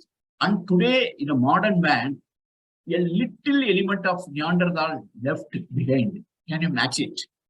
If we can still have a small bit of the DNA material of the Neanderthal, there is no point in talking about I am superior, you are waste and all. Not at all. Then some language by naturally imbibe this kind of character, and it makes an articulation of something like a very tolerant, very secular, reasonably, relatively secular. Everybody will have some kind of faith in the extra, because people did not have the answer. Why suddenly there is a ED, why there is a minnal, why there is a rain, why it is coming morning, why suddenly it become a night. Each and everything for an ancient man, it's a very important question. He is afraid of it. So he creates a faith system, belief system, then religion comes, and science also comes, an industrial revolution. All put together in this journey, very few languages we can confidently say that has the benefit of continuing legacy. That means being ancient, being medieval, and being prehistoric, being historic, and being modern. This particular combination would have to happen to much literature. Probably Chinese have such a kind of a continuous legacy. Then suddenly the Greek and Latin must have achieved something. Then suddenly today the Greek and Latin will be only in the universities. Not people will be talking to each other in thing. Suppose Sanskrit may have a great literature, but not one particular district in India or anywhere in the world. All are from morning to night talking to each other in Sanskrit. No. And like that, many language, old language become not existent. Some language stagnated in the books only. Something confined to the library, something confined to the university. And few languages are ancient as well as very new. And then being spoken. So that is the reason where we have a possibility, relatively more possibility of building a continuing narrative in Tamil. Many things we have lost it, but we do not know how much we lost it. And we lost a lot of literature before Tulgapiyam, and then the precursor to Sangam literature. I don't believe that Tulgapiyam was the first grammar of Tamil. I don't believe that Sangam literature is the first corpus. It doesn't happen that way. And Tulgapiyam has to be preceded by a lot of literature, and then the conclusions have to be drawn. Without a literature, huge literature in hand, you cannot write grammar. So today's Meghla's presentation and Vasundhara's presentation, if you really look this put together, you have to accept that Sangam literature means you just don't talk about in the modern day Tamil Nadu map. You have India map, world map, South Asia map, India map, and southern corner beside Kerala has become a separate state and Malayalam has become a separate language. Then what is left of Tamil Nadu? Then have a tendency, anything happen in our life, in our entire collective memory, Sangam literature, all the Alvar, Nayanmar, everything, everything you try to put it in this particular boundary. Then you can, everybody knows that Kambaramayana is not a story of Tamil Nadu. Everybody knows that the Ram born in Ayodhya, it is in the North India. The story travel, we are talking in North Indian even in a Tamil literature, no confusion. Then you talk about Mahabharata, nobody says that Mahabharata took place in Vaigai river, near Vaigai river or Tamari. Everybody knows that it took place, if at all if it took place in the North India. So you now know that it is a literature of an event in North India, put it in the epic format. But the same thing cannot be told about the Sangam literature. Sangam literature, it's very close and clearly identified with our identity, Vadavengadam, Tengumari, Ayidai, Tamil Gurum, Nallulagam. All these kings were very, very celebrated by us, Kari, Ori, Pari, Nannan, Nedingelian, Maran, Seraladan, Kariyalan, Sengutuan, all these things. So then these people are part of our existence. In that literature, if some of the event in terms of location, some of the people in terms of the personalities, hills, rivers, flora and fauna, it does not fit in the geography which we are talking about it, then you have two choices.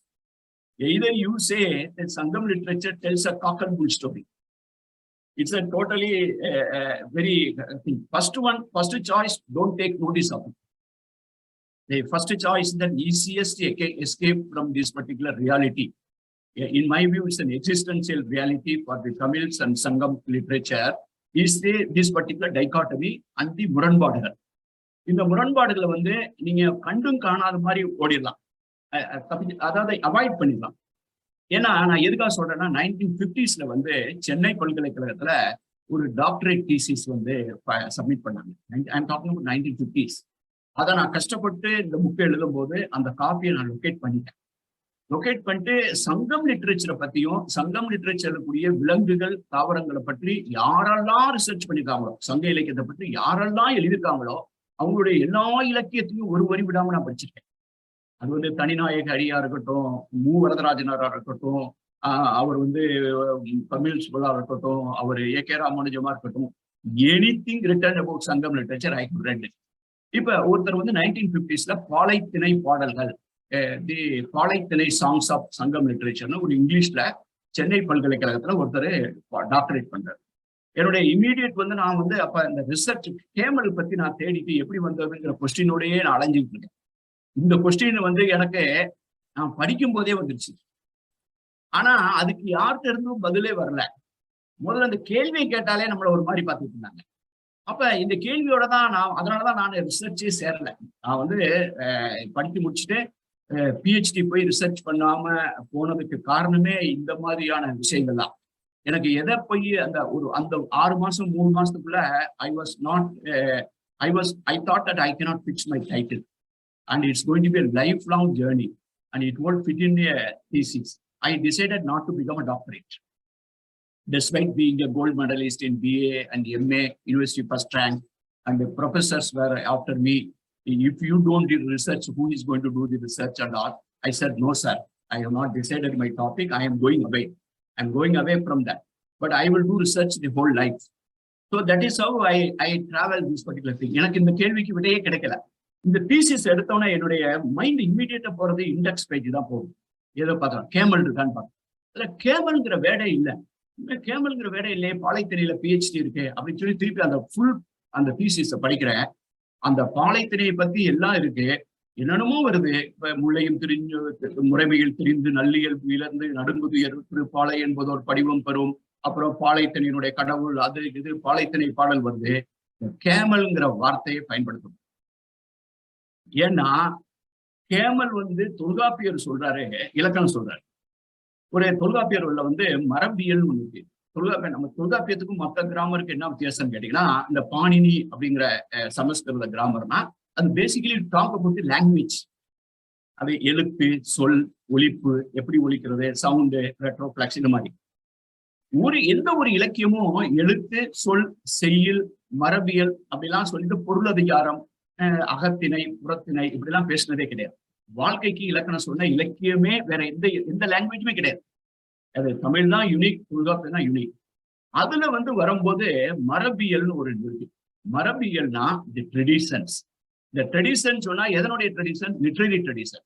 ஒருத்தர் கவிதை எழுதும் போது அவன் பழையதை ஆண் என்ன சொல்லணும், பெண் என்ன சொல்லணும், ஒரு மிருகத்தை பத்தி சொல்லும் போது இந்த மிருகத்தை எது சொல்லணும், எந்த வார்த்தையை அவன் யாருக்கு பயன்படுத்தலாம், குட்டிங்கிற வார்த்தை யாருக்கு பயன்படுத்தலாம், பிள்ளைங்கிற வார்த்தை யாருக்கு பயன்படுத்தலாம், கன்று அப்படிங்கிற வார்த்தை, இளங்கன்று பயமறியாத நம்ம பழமொழி சொன்னா கூட நம்ம குழவின்னு சொல்லுவே தவிர, குழந்தை மழலை குழவிதான் சொல்லுவே தவிர, ஒரு பையன் விளைந்தன்னா இளங்கன்று சொல்லுவோம். ஆனா அவனை போய் நம்ம வேற எதுவும் சொல்லிட மாட்டோம் மிருகத்துக்கு சொல்றத. ஆக அந்த மரபியல்ல முதல்ல எடுத்தவொடனே திருவள்ளுவர் சொல்றது மாற்றரும் சிறப்பின் மரபியல் இழப்பின். அதான் ஃபர்ஸ்ட் லைன். மாற்றரும் சிறப்பின் மரபியல் இழப்பின் அப்படின்னா, அதாவது இங்கிலீஷ்ல டிரான்ஸ்லேட் பண்றதா மரபியல். If I have to say about the மரபியல் which is very very hard to change, மாற்றரும் சிறப்பின் மரபியல் இழப்பின். If I have to say, அது என்ன சிறப்பு? மாற்றரும் சிறப்பு. அதை சேஞ்ச் பண்றது கஷ்டம். ஏன்னா அது மரபு, அது பிக்ஸ் ஆயிடுச்சு. நீ குரங்கு குட்டின்னா சொல்லலாம், நீ குரங்கு பார்ப்புன்னு சொல்லலாம், தென்னை பிள்ளைன்னு சொல்லலாம், ஆண் பிள்ளைன்னு சொல்லலாம், பெண் பிள்ளைன்னு சொல்லலாம், தென்னம்பிள்ளைன்னு சொல்லலாம். இப்படி எதை என்ன சொல்லலாம்னு சொல்லும் போது அங்க அவர் 2 மிருகத்துக்கு சேர்க்கிறார்.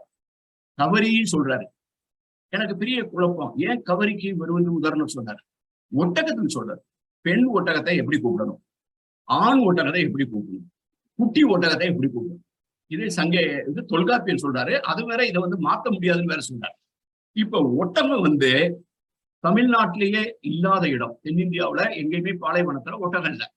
சரி, நீங்க கேட்கலாம், இப்ப வந்து சர்க்கஸ்ல உள்ளதான் ஒட்டகம் இருக்கு. ஒரு ஒரு ராஜா வந்து ஒரு ஃபேன்சிக்காக கூட ஒரு ஒட்டகத்தை வாங்கிட்டு வந்து கட்டி வச்சிருப்பாரு, அல்லது ஒரு கோயில்ல வந்து சும்மா ஊர்வலம் போறதுக்காக கட்டி வச்சிருப்பாங்கன்னா அந்த மாதிரி அதை தான் சங்க இலக்கியம் விடையும் கொடுக்குது. அப்ப அந்த மாதிரியான ஸ்ட்ரேஞ்ச் ஈவெண்ட் அப்படி சொன்னா ஏன் ஒட்டகச்சிவிங்கிக்கு அவர் இலக்கணம் சொல்லல? ஏன் ரைனோசரஸ்க்கு அவர் இலக்கணம் சொல்லல?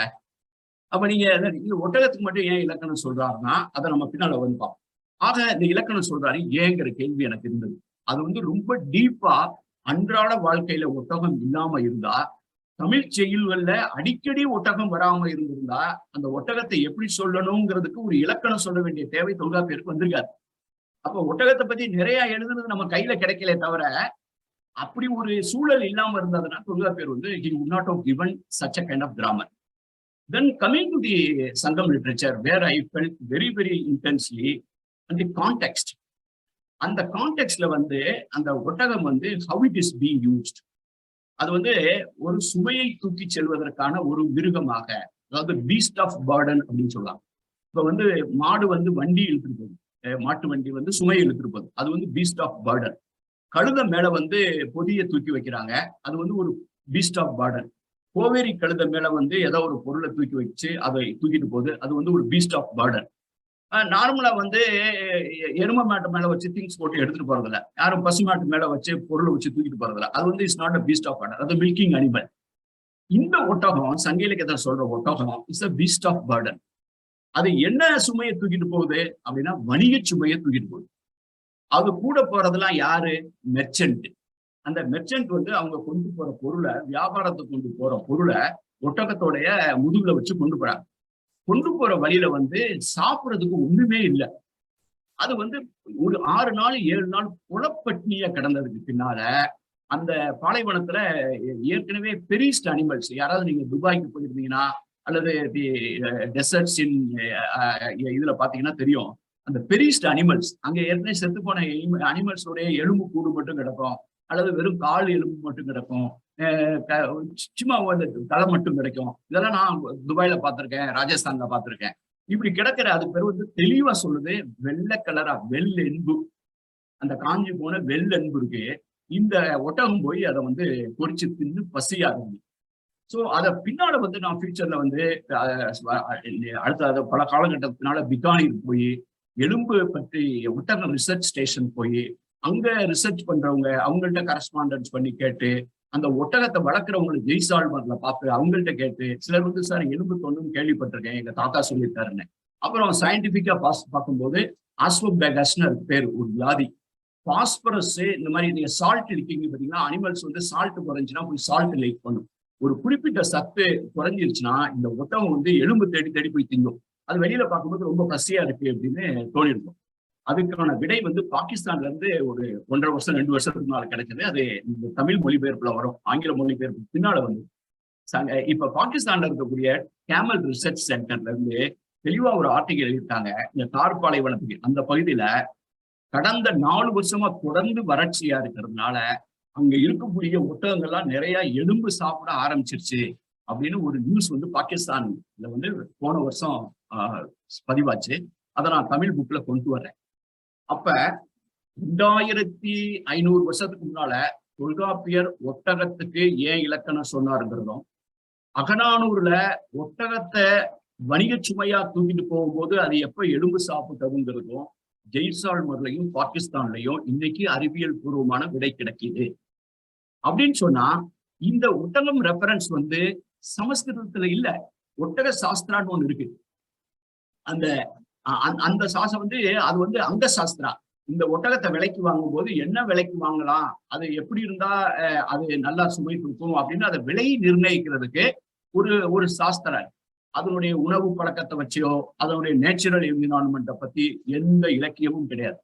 கவரிமா அப்படிங்கிற ஒரு அனிமல் வந்து ஹிமாலயாவில் வந்து 3 பிரிவு இருக்கு. தி அனாட்டமி ஆஃப் ஹிமாலயா பாத்தீங்கன்னா 3 வகை. அப்படி நான் ஹிமாலயா ஃபுல்லா டிராவல் பண்ணிருக்கேன். காஷ்மீருடைய எல்லா பகுதிக்கும் போயிருக்கேன், எல்லா மாவட்டத்துக்கும் போயிருக்கேன், இமாச்சல் பிரதேஷ் ஃபுல்லா போயிருக்கேன். ஹிமாலயால இந்த ரேஞ்சில இருந்து பூட்டான் சிக்கிம் ரேஞ்சில இருந்து அந்த சைடு லடாக்ல வரைக்கும் எல்லா இடத்துக்கும் போயிருக்கேன். I have travel personally.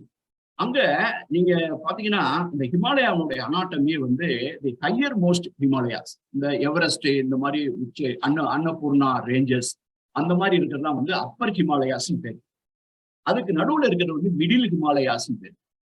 அதுக்கு கீழே இருக்கிறது வந்து லோயர் ஹிமாலயாஸ், அதை வந்து தராய் ரீஜியன்ஸ் கூட சொல்லுவாங்க. அந்த அந்த லோயர் ஹிமாலயா.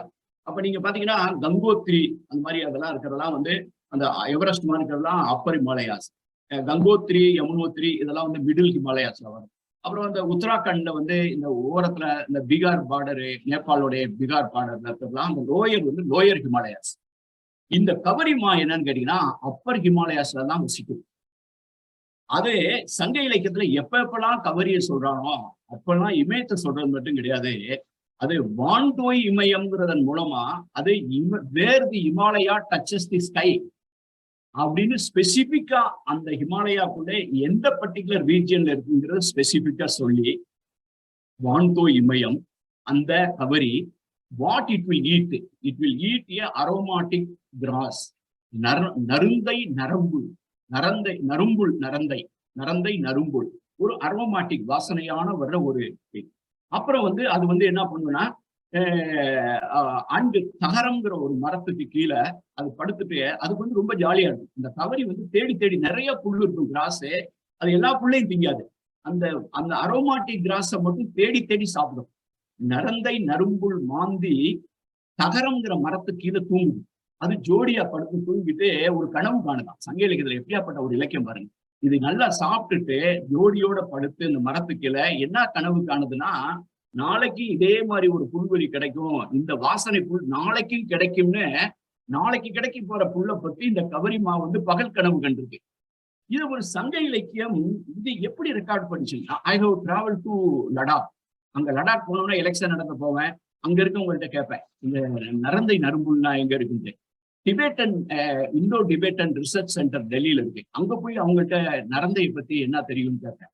அப்புறம் அவங்க தான் சொன்னாங்க, சார் யாப்போடைய டீ வந்து we call it's an aromatic tea, அதுக்கு பேர் வந்து யாப் டீனே பேரு.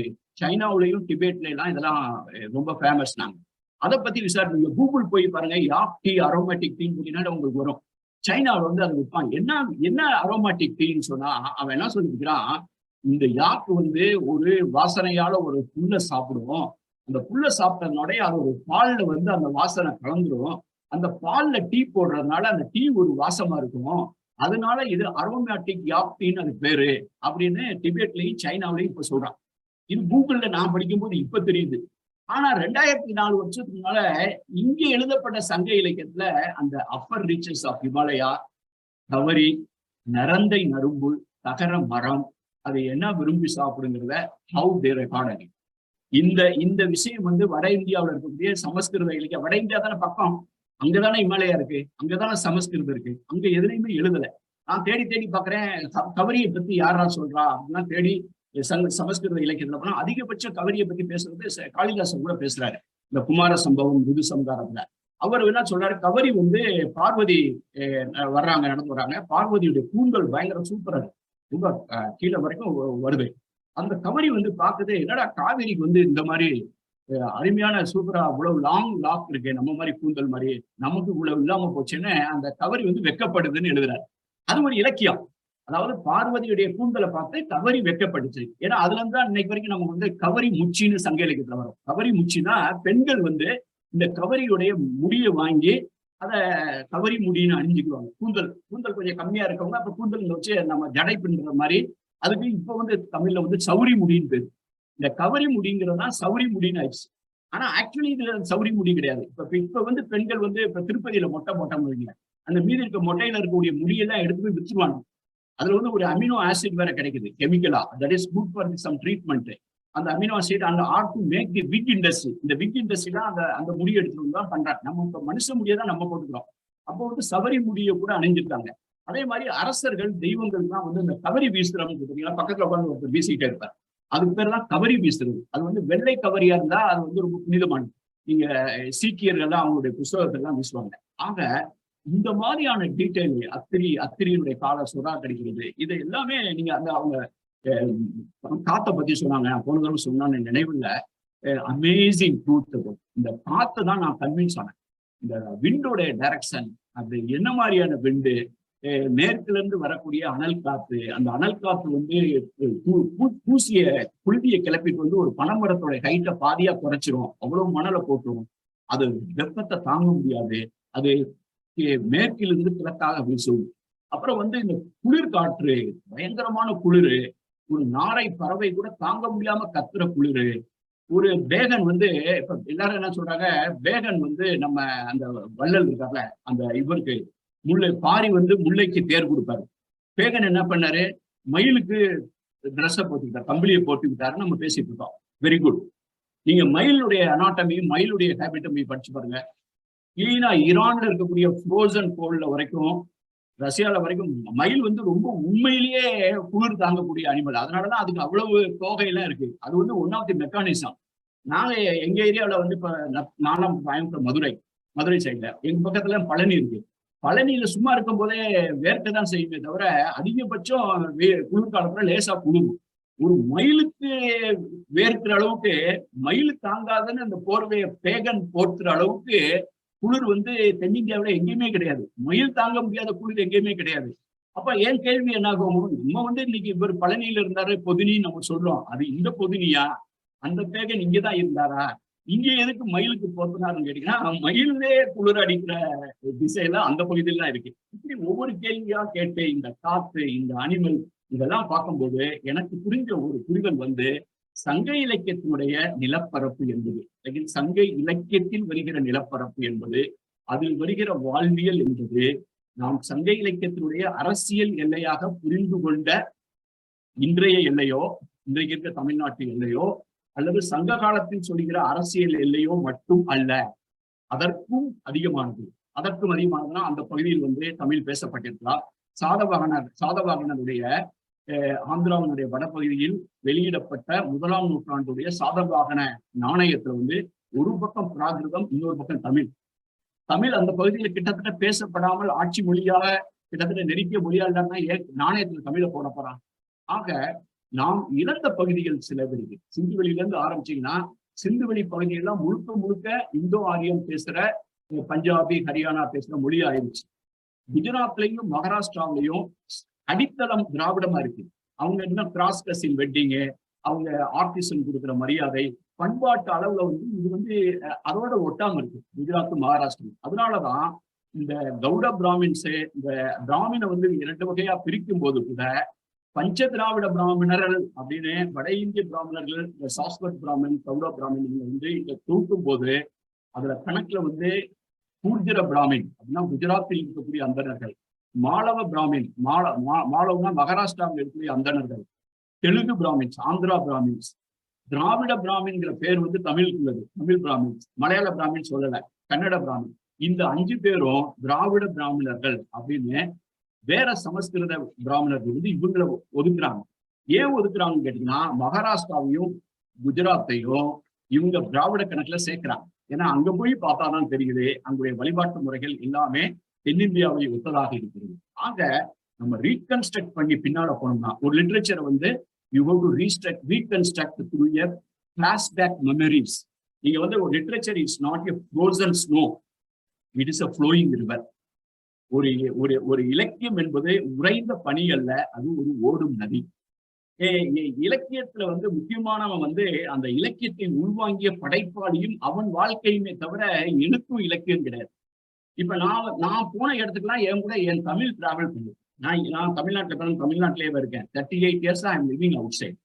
இந்தியா ஃபுல்லா போயிருக்கேன், 45 கண்ட்ரிஸ் போயிருக்கேன். நான் போகும்போதுலாம் என் கூட தமிழ் வருது இல்ல, உங்களோட தமிழ் போயிருக்குல்ல, நீங்க இருக்கிற இடத்துல எல்லாம் தமிழ் போயிருக்குல்ல. அவங்க எங்க இருந்து இப்ப வந்து இந்த தமிழ் இலக்கியத்தை பத்தி பேசுறாங்க. ஆக அப்ப நான் போய் இன்னைக்கு ஒரு லிட்ரேச்சர் எழுதுனா என்னுடைய அனுபவத்தை தான் எழுதுவேன்ல. அப்ப அந்த அனுபவத்தை I have to account for இட்ல. ஏன் ஒட்டகம் வந்து இந்த கேள்வி எல்லாம் கேட்கும்போது ஒரு rational decision. Of course, again I am reiterating, science only can guide us, not emotion. We will get guided by the science and not by the emotions, because that will only stand. மீதி எல்லாமே காலத்துல அடிபட்டுட்டே போயிடும். உலகம் உருண்டைன்னு சொன்னதுக்காக தட்டையான உலகத்தை உருண்டை என்று சொல்வதற்காகவே கொலை செய்யப்பட்டவர் தான் இருக்காங்க. புருனோல இருந்து Galileo was not allowed to really make a statement. He was prevented from going to the church. There are people who thought that the world was created only 2200 or 2400 before Christ was born. And even a Cambridge professor, vice chancellor, who was also a reverend father of a church in Cambridge, he even declared that the world was created on such and such year, February such and such date, morning 9:23 or something like that, he gave a date. Then when the people found that the fossil, human fossil, which is a 2 lakh year old Neanderthal fossil, they were asking that how this fellow came.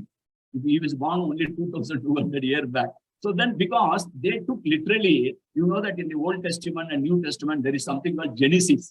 And the ivarai petrar, our ivarai petrar, ivarai petrar. அவங்க கடைசியில் வந்து Jesus Christ பிறக்கிற வரைக்கும் ஒரு genealogy கொடுப்பாங்க. இவங்களா வந்து ஒரு ஆள் இவ்வளவு நாள் உயிரோட இருந்தானா அப்ராக்சிமேட்டா இவ்வளவு வருஷத்துக்கு மேலதான் உலகம் தோன்றி இருக்கும், ஆதாம் ஏவாள் அப்படின்னு ஒரு கணக்கு போட்டாங்க. அதே மாதிரிதான் வந்து ரகுவம்சத்துல வந்து ராமர் வந்து 73 74 இத்தனாவது இட்சவாகு அதுல இருந்து தொடங்கி இத்தனாவது கிங்னு சொல்லி அதுக்கு ஒரு வருஷ கணக்கு போட்டு ராமாயணத்துக்குலாம் கணக்கு போடுவாங்க. These are all, it won't stand the scrutiny of science. We have to be guided by the science. We have to argue with the evidence. அதனால we need not exaggerate what is truth.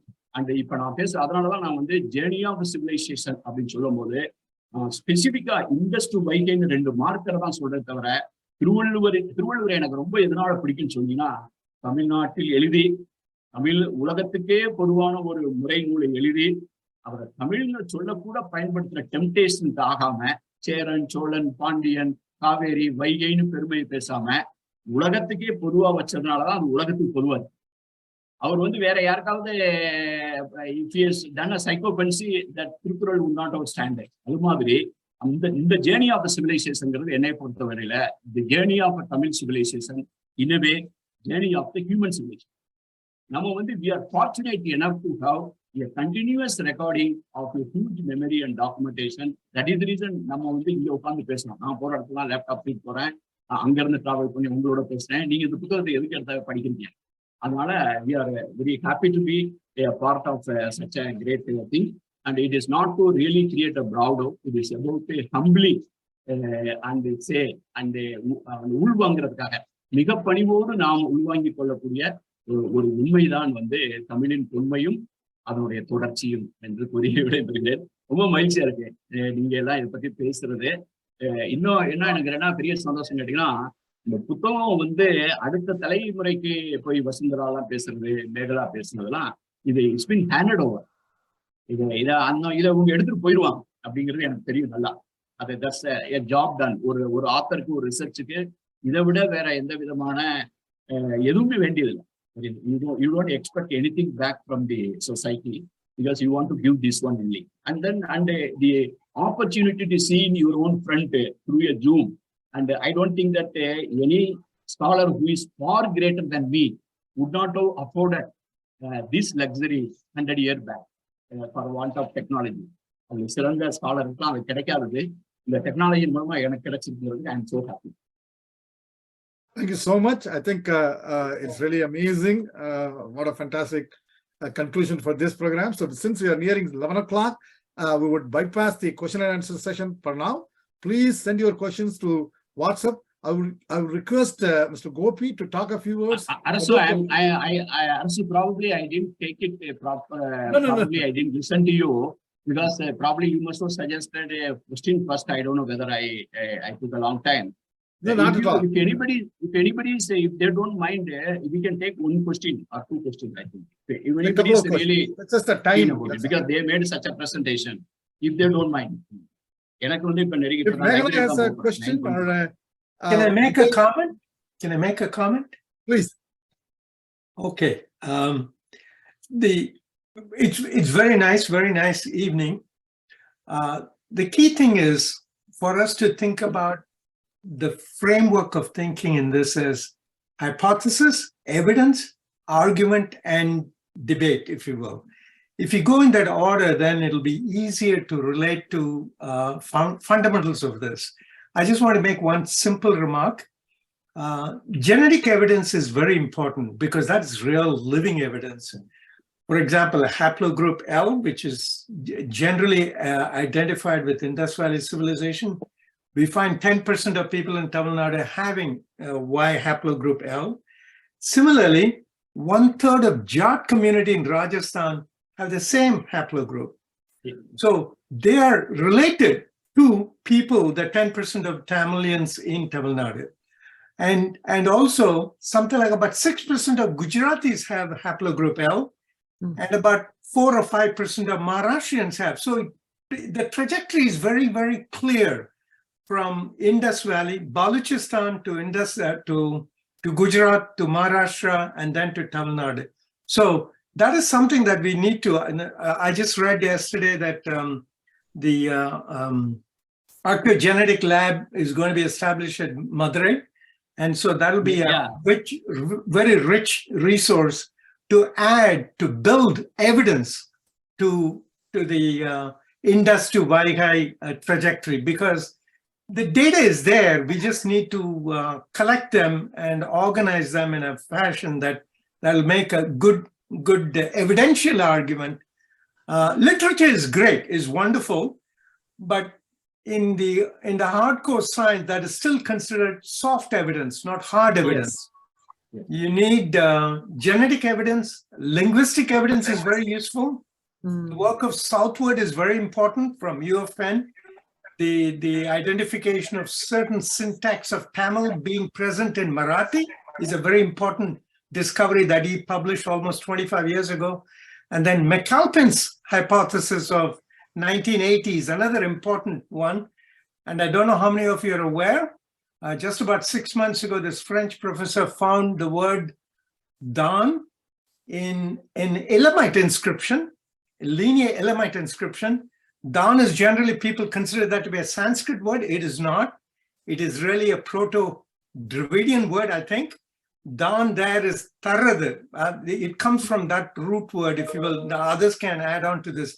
So there is growing evidence of linguistic evidence is also coming to the fore. I'll stop there.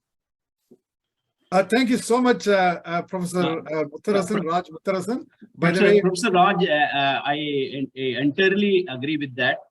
That is the reason in this book I mentioned that literature and other things can be only a collateral evidence or the secondary evidence. This book is very clearly put in the preface itself. The reason being, ultimately, end of the day, it has to be palpable, verifiable evidence. So then, since the Indus Valley script, unfortunately, we are not able to read it. Suppose that we have a bilingual script, where suppose we read Maran, Vanidi, Pari, suppose Nedunjali, and suppose suddenly it emerges, then we will declare that it's a Tamil civilization or Kotkai Banji. Because we are not able to read it, I am purposely building a collateral evidence which may not conclusively prove that it was a Dravidian or a Tamil civilization, but to narrow down the doubt and they bring it closer to that. And then, as you rightly pointed out, ultimately, the test of in the end of the day, test of the pudding is science only. Right. Actually, Raj Mutharasan, by the way, is the founding president of FetNA. And we are aware. Oh, okay. I'm sorry. But some of you are not aware. And so we're glad that he is here. And he has done quite a bit of work in genetic engineering. If there is I will be keen to remain in touch with him. I will take his coordinates from you. Okay, sure. We've been in touch. I've exchanged emails with you. Yeah, I know. Super. Any other, Vijay, you want to? So, ஒரே ஒரு quick கேள்வி ஆக்சுவலா. So இப்போ நம்ம இப்போ சங்கம் literature வந்து like ஒரு லைக் கன்சர்வேட்டிவ்லி ஒரு 500 BCE இருந்து ஒரு 500 CE வரைக்கும் எடுத்துட்டு ஒரு 1000 இயர்ஸ்ல பார்த்தோம்னா இந்த ஒட்டகத்தை பத்தி கவரையை பத்தி பண்ற மென்ஷன்ஸ் எல்லாமே வந்து நிறைய ஏர்லி சங்கம் லிட்ரேச்சர்ல இருக்கா இல்ல த்ரூ அவுட் தி சங்கம் லிட்ரேச்சர்ல நம்ம இதே மாதிரி இந்த நார்த் வெஸ்ட் பாட்டன் ஈகோசிஸ்டம் பத்தி மென்ஷன் பண்றத பாக்குறோமா? இயர்லியஸ்ட் லேயர்ல தான் இருக்கு. ஏன்னா அகநானூறுலாம் it has be treated as earliest layer. And the second thing, when the Marabial of the Tulgapium has to be certainly treated as an thing. And because our prelude when the martyrdom syrup in Marabial சொல்றதுனால ஒரு மரபு வந்து ஒரு மரபியல ஆகுறதுக்கே time. It takes time. It doesn't happen overnight. So first one, a literature has to be preceded by a long time oral tradition. Oral ட்ரெடிஷன்ல இருந்து தான் we are giving a literally. இப்போ வந்து மகாபாரத கதை வந்து ஒரு குறிப்பிட்ட ஸ்டேஜில் தான் காப்பியம் ஆகும், ஒரு குறிப்பிட்ட ஸ்டேஜில் தான் நாடகம் ஆகும், ஒரு குறிப்பிட்ட ஸ்டேஜில் சினிமாவாகும், ஒரு குறிப்பிட்ட ஸ்டேஜில் சீரியல் ஆகும், ஒரு குறிப்பிட்ட ஸ்டேஜில் கார்ட்டூன் கிராஃபிக்ஸ் ஆகும். அப்ப டெக்னாலஜி மீடியம்க்கு ஏற்ற மாதிரி same thing will be repeated. ஆனா இந்த ஒட்டகம்லாம் வந்து மரபியலுக்குள்ள வர்றதுக்கே வந்து இட்ஸ் அ வெரி ஏன்சியன்ட் லேயரா தான் இருக்கும். அதுல நிறைய மல்டிபிள் 1 or 2 கிடையாது. இந்த அத்திரி காடை வந்து சொரா கடிக்கிறது, அந்த அத்திரிங்கிற ஒயில்டாஸ் இருக்கிறது வந்து கட்சியில மட்டும்தான், ராணாப் கட்சியில. அதே மாதிரி இந்த வேல் ஷார்க்னு சொல்ற அந்த ஷார்க் வந்து பிரீடு பண்ற ஒரே பேக் வாட்டர் வந்து என்டையர் சவுத் ஏசியாவுல அந்த ராணாப் கட்சி மட்டும்தான். அப்ப அந்த ஒயில்டாஸ்னுடைய காலை வந்து இந்த ஷார்க்கு கடிக்குதுன்னு சொன்னா அது எந்த இடத்துல கடிச்சிருக்க முடியும்? அது ஒரே ஜாகிரபி, அது மட்டும்தான். இங்கதான் போய் இந்த இலக்கியத்தை நம்ம பொறுக்கிறோம், அகநானூறு மாதிரி விஷயங்களை. அதே மாதிரி அப்புறம் வந்து நேம் டேலியாங்கிறத வந்து நான் வந்து I am ruling out through a ரேண்டமா டேலி ஆகுவீங்க. Suppose that there is a Jerusalem and then there is a Salem, there is another Salem in US, there is a Salem. அப்ப நீங்க வந்து suddenly you should not say that the Salem people went to say US and created a Salem. Okay, I will not make a statement, but in that US Salem, it is surrounded by Pollachi, Yerkade, and Coimbatore, Kovai, and then Ooty, and then Kunnur. If you want to ஒரு 100 பேரோட surrounded ஆகி, then if I find a Salem, I will take a serious look at it. So that means it is accidentally, it cannot happen. Even if you do a statistical analysis, random analysis, a targeted studies, I have done all these things. ஒரு 10 வருஷம் நான் வந்து case studies பண்ணிட்டேன். Jewish case study, Parsi case study. I will deploy the same name set on the American name. I will deploy on the Europe name. And then how much accidentally emerging, what is the, then I will have a factor. இதெல்லாம் நான் எழுதலாம். That means identical name per million அப்படின்னு ஒரு factor. I will factorize for the how much data I took it, and I factor it for the million data, and then completely convert it into a kind of mathematical formula. And I was convinced what I am talking is not accidental. அதுக்கு பின்னாலதான் நான் இந்த எவிடன்ஸை நான் disclose பண்ணேன். 2010ல நான் கோயம்புத்தூர்ல சொல்றதுனால இந்த கொட்டை வஞ்சி தொண்டியை நான் கண்டுபிடிச்சது 2002ல. அப்புறம் திருப்பி மொத்த ஃபர்தர் எவிடன்ஸ் கண்டுபிடிச்சது 2005ல டெல்லியில இருக்கும்போது. ஆனா I waited 8 years to make a public announcement. அந்த நடுவுல வந்து I was doing lot of case study to validate and convince myself.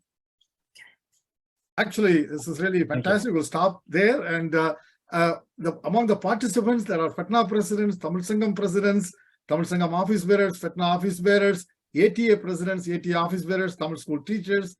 Very, very important people. I wish I can name all of you. So this is really a pleasure. I would request Gopi to say a few words about the books. Anybody wants the books, and then we'll move on to what I think. Gopi, challenge. Yeah, sure. Thanks.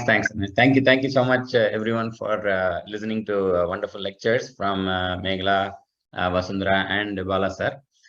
2 things that Sarasanan mentioned. If anybody is interested in the book, please do send out a WhatsApp message to me. I'll be more than happy to coordinate, and if you're interested, we'll be able to get you a copy of that. Then next week, High West, Low East is going to be our next chapter. Uma Paneer Selvam will be speaking on that. So please, everybody, join next week again, same 9 o'clock Friday. Anna, please go ahead. This is really fantastic. So please, all of you, tell your friends. And next week is Uma Paneer Selvam. The following week is Vijay Ratnam, who is here. Anita, following is Anita Rajesh, and then Zulfi, and then Balakrishnan is also here. And then the finale is, of course, Thiru Balakrishnan IAS. So please attend and learn and start reading the books. And if you are in the WhatsApp group, please comment there if you are reading, what you are reading, etc. And with that, I would like to invite Meena Sundar, who is a dedicated committee member. The WhatsApp group, you feel free to ask questions. As I travel in the car or the flight, I keep answering. I can generate. Your WhatsApp is a very convenient for me. I can further reading. I can say that where you can read, or I can share some of the YouTube. Thank you so much. You are a repository. I really couldn't believe it. I have already listened to Balakrishnan IAS, maybe 40 or 50 talks, and still there are new things that are coming up every time. I don't know how. So hopefully all of us should be that depth. With that, Meena, Vanga, please say what a thanks. நன்றி அன்யா. அனைவருக்கும் வணக்கம். So இது வந்து நிறைய வந்து பாலகிருஷ்ணன் நான் வந்து தமிழ்ல பேசுனதால தமிழ்ல நம்ம நன்றி உரை சொல்லணும்னு எனக்கு திடீர்னு எனக்கு தோணுச்சு. சோ நான் தமிழ்லயே என்னோட நன்றி உரையை கொடுக்குறேன். தமிழரின் தொன்மையை பறைசாற்ற பல கருதுகோள்கள் வெவ்வேறு காலகட்டத்தை குறித்து காட்டுகிறது. ஆனால் அதை உலக அளவில் அறிவுசார் சான்றோரிடம் கொண்டு செல்ல வேண்டுமானால் அதற்கு ஆதாரபூர்வமான தரவுகள் தேவை. அந்த தரவுகள் இலக்கியம், தொல்லியல், மரபியல், மக்கள் வாழ்வியல், புவியியல் என பல இடங்களில் மறைந்து கிடக்கிறது. அவை அனைத்தையும் நுண்ணோக்கி கொண்டு தேடி ஆராய்ந்து ஆய்வு செய்து நம்மிடையே இப்புத்தகத்தை அளித்துள்ளார் திரு பாலகிருஷ்ணன் ஐயா. தொன்மை பற்றி மட்டும் பேசாது அதன் தொடர்ச்சியை ஆதாரத்தோடு நிரூபிக்கும் கருதுகோள்கள் நம்மிடையே ஒன்று இருக்கிறது என்றால் அவற்றில் முதன்மையானது ஐயாவுடைய இந்த புத்தகம், இந்த ஆய்வு என்று நான் கருதுகிறேன்.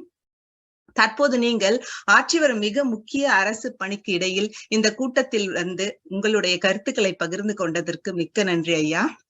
உங்கள் உரையை தொடர்ந்து கேட்கும் போது அது தொடர்பாக மேலும் படிக்க வேண்டும் என்றும் நாங்கள் இந்த ஆய்வை தொடர்ந்து புதிய தரவுகளை கொணர வேண்டும் என்ற ஆர்வம் அதிகரிக்கிறது. இதை ஊக்குவித்து எங்களை முன்னெடுத்து செல்ல ஒரு வாரமும் எங்களுடன் இணைந்து கொள்வதற்கு எங்களுடைய மகிழ்ச்சியை தெரிவித்துக் கொள்கிறோம். நன்றி அதற்கும். இன்று சங்ககால மக்களின் வாழ்வியலை அறிய சங்க இலக்கியங்கள் படிக்கிறோம் என்றால் அதற்கு காரணம் 2500 ஆண்டுகள் அந்த சங்க இலக்கியங்களை படியெடுத்து தலைமுறையாக பாதுகாத்து பல்லாயிரம் தமிழ் உணர்வாளர்களின் உழைப்பால் தான்.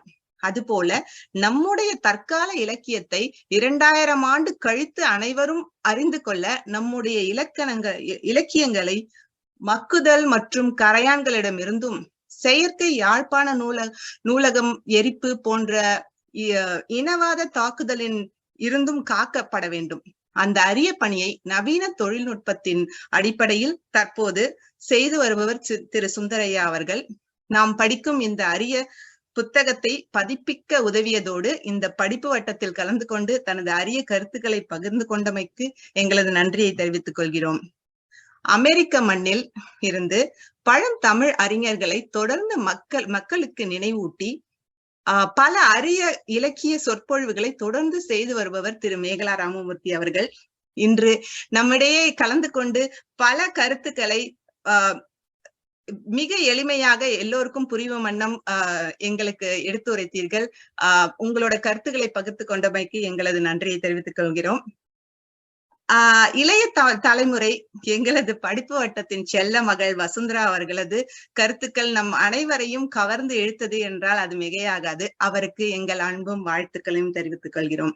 மேலும் எங்கள் படிப்பு வட்டத்தின் தூண்களாக திகழும் திரு கருமாணிக்க வாஸ்கம் அவர்கள், திரு கோபி அவர்கள், திருமிகு உமா ராம்குமார் அவர்கள், ராகுல் அவர்களுக்கும் எங்கள் அனைவரையும் செம்மையாக வழி நடத்தி செல்லும் முனைவர் அரசு செல்லையா அவர்களுக்கும், FetNA தலைவர் முனைவர் பாலசுவாமிநாதன் அண்ணா அவர்களுக்கும், FetNA மற்றும் ATA தன்னார் அவர்கள் அனைவருக்கும் இத்தருணத்தில் எங்களது மனமார்ந்த நன்றியை தெரிவித்துக் கொள்கிறோம். நன்றி, வணக்கம். அனைவரும் அடுத்த வாரம் அவசியம் வந்துருங்க. நண்பர்களிடம் சொல்லி bigger participation. Thank you so much.